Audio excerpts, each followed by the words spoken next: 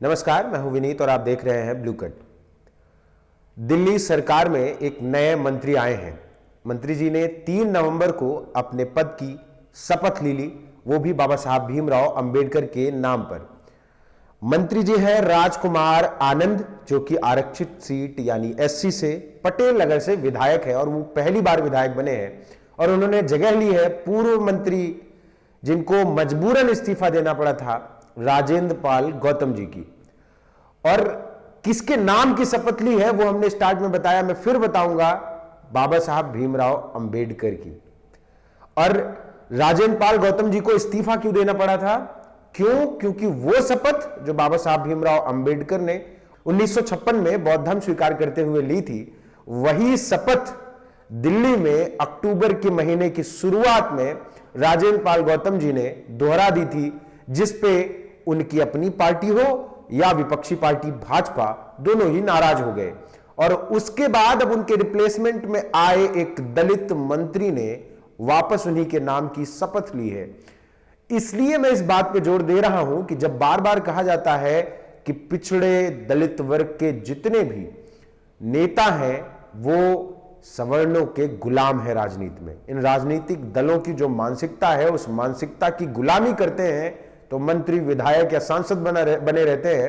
वो भी ज्यादातर दलित विधायकों की बात अगर हम करें तो ज्यादातर आरक्षित सीटों से ही विधायक बनते हैं, और वो भी तब तक जब तक आप इनकी गुलामी करें। और अगर आप गुलाम मानसिकता के हैं तो आप मंत्री भी बन सकते हैं। वरना राजेंद्र पाल गौतम जैसे विचार अगर आपके हैं, अगर आप मिशनरी आदमी हैं और आप ये कहते हैं कि मैं बाबा साहब भीमराव अंबेडकर को सच में मानता हूं, मैंने उनको थोड़ा सा पढ़ लिया है, मैं उनकी 22 प्रतिज्ञाओं को मानता हूं, मैं ब्रह्मा विष्णु महेश को भगवान नहीं मानूंगा, तो आपके खिलाफ कार्रवाई कर दी जाएगी, आपको बेइज्जत किया जाएगा, आपको मंत्री पद से हटना पड़ेगा, आपको मजबूरन कहना पड़ेगा कि मुझे पार्टी के हित में इस्तीफा देना पड़ रहा है, पार्टी पे तमाम सवाल खड़े किए जा रहे हैं। लेकिन असलियत यह है कि राजनीतिक दल किस तरीके से बाबा साहब भीमराव अंबेडकर की तस्वीरें अपने पीछे लगाते हैं, उससे आप समझ सकते हैं कि इस देश में क्या हो रहा है। हुआ क्या था, राजेंद्र पाल गौतम जी ने बस भरे मन से धम्म दीक्षा के एक कार्यक्रम में, जहां तकरीबन 10,000 लोग उपस्थित थे, वहां से बाबा साहब भीमराव अंबेडकर की ली गई 22 प्रतिज्ञाएं पढ़ दी थी।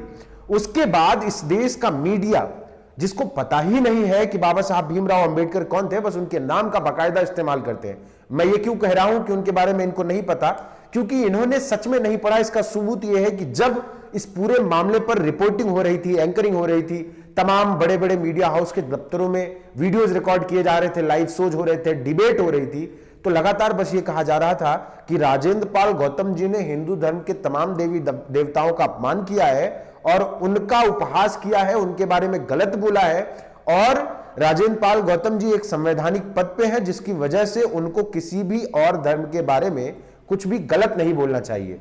लेकिन अगर यही बात पता होती टीवी चैनलों के इन एंकर और एंकराओं को कि बाबा साहब भीमराव अंबेडकर ने स्वयं 1956 में धम्म दीक्षा के बाद बाकायदा अपने अनुयायियों के लिए ये 22 प्रतिज्ञाएं पढ़ी थी, कही थी, सुनी थी, उसके बाद से लगातार जो लोग बाबा साहब भीमराव अंबेडकर को मानते हैं वो ये 22 प्रतिज्ञाएं पढ़ते हैं, तो शायद ये बात न कहते। जिस तरीके से ये फायर हो रहे थे, जिस तरीके से कह रहे थे कि ये तो बड़े कट्टर लोग हैं, बहुत गलत कर दिया, और तो और तमाम टीवी चैनलों के एंकर ये कहते नजर आए कि बताइए इतने बड़े संवैधानिक पद पर एक व्यक्ति बैठा है और वो किस तरीके के बयान दे रहा है एक धर्म विशेष के पक्ष में, और किसी भी धार्मिक आयोजन में शामिल ही नहीं होना चाहिए उनको।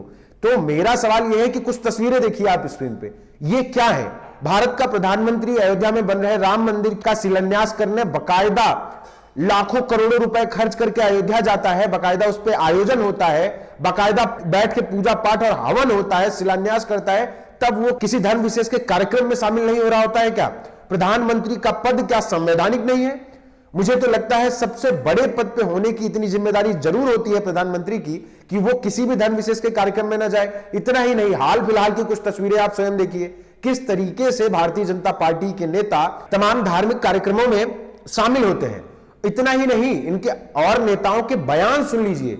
सत्ता में है, विधायक है, सांसद हैं, और नहीं है तो तमाम बड़े पदों पर बैठे हुए लोग हैं जिनके बयान आप स्क्रीन पर देख रहे हैं। ये किस तरीके की बयानबाजियां करते हैं धर्म विशेष के लिए, किस तरीके से एक संवैधानिक पद पर बैठा व्यक्ति बार बार अलग अलग किस्म के महंगे परिधान पहन के तस्वीरें खिंचाता है एक धर्म विशेष के स्थलों पर, तब क्या किसी को बुरा नहीं लगता? क्या इन एंकराओं को तब दिखता नहीं है कि एक संवैधानिक पद पर बैठा हुआ व्यक्ति ऐसा कर रहा है? अगर राजेंद्र पाल गौतम जी से इस्तीफा लिया जा सकता था तो प्रधानमंत्री नरेंद्र मोदी जी से क्यों नहीं? और वापस आते हैं उस पार्टी के चाल चलन पर जिसने राजेंद्र पाल गौतम जी को इस्तीफा देने के लिए मजबूर किया। अरविंद केजरीवाल जी, जो हर बात पर बाबा साहब और भगत सिंह की बात करते हैं, अपनी कुर्सी के पीछे इन दो महान लोगों की तस्वीरें लगाते हैं और उनके विचारों पर चलने की बात करते हैं। जब उन्हीं की ली गई प्रतिज्ञाएं आपका मंत्री पढ़ता है तो आप उसे हटा देते हैं और उसके रिप्लेसमेंट में आप एक और दलित मंत्री ले आते हैं, यह बताने के लिए कि आप उनके हितैषी हैं। आपकी असलियत का अंदाजा जमीन पर जनता को बड़ी आसानी से हो चुका है। और मजे की बात यह है कि राजेंद्र पाल गौतम जी ने बड़ा दिल दिखाते हुए राजकुमार आनंद का स्वागत किया है। उन्होंने बाकायदा ट्वीट कर बधाई दी है कैबिनेट मंत्री बनने की और उस पद पर आने की जहां पहले राजेंद्र पाल गौतम जी थे।